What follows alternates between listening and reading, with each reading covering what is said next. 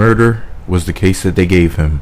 According to a new TMZ article, Suge Knight was lured onto the straight Outta Compton movie set in Compton, California. Sources say Marion Suge Knight was under the impression he was there to broker a peace deal with his rival and former business partner, Dr. Dre. The article states, quote, "Shortly before the collision, Suge had gone to another location where the commercial for Straight Outta Compton was being shot and got into a physical push and shove with Dr. Dre's security. Some off-duty officers saw the altercation and ordered Suge to leave.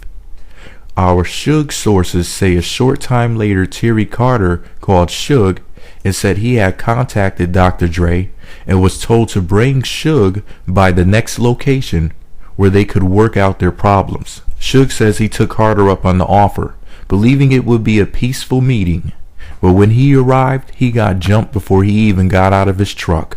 End quote. Now, if you want to read the rest of that TMZ article, it's at the meetmagazine.blogspot.com website. I posted the link there. There's a link beneath this YouTube video in the description box. There's a link to my blog, and it'll take you to the TMZ article. Now, if you put this information together with the video that TMZ posted of Suge when he turned himself into the police, we have a very fishy situation here. You see, in the police station video, Suge can be seen shaking hands with an officer, detective, or whatever position the man in the video holds. Now, I know what you're thinking. What's the big deal about him shaking their hands? Well, the video looked like he was arriving at a club for an appearance.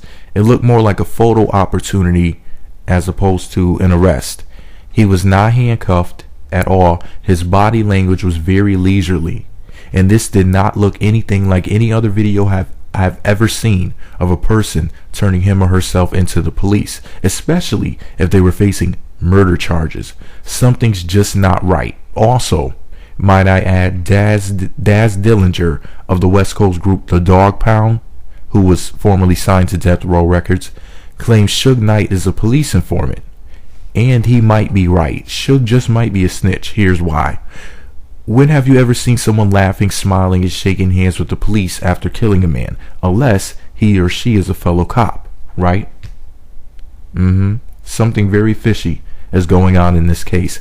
Let's play along with Suge's story for a minute here, though. So he gets called over for some alleged peace meeting with Dr. Dre. He gets jumped right before he can even exit his vehicle. He then accidentally kills a man trying to flee the fight where he merely defended himself. If this is all truth and not fiction, this sounds like an Illuminati hit. Rather, an Illuminati setup to get Suge.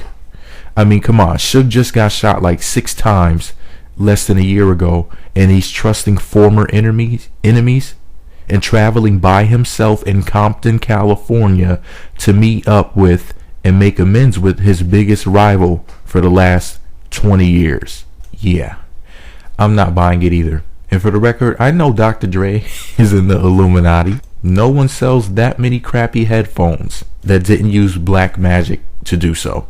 Let me know what you think about it all below. Be sure to subscribe to the Meet Magazine YouTube channel and visit meetmagazine.blogspot.com for more.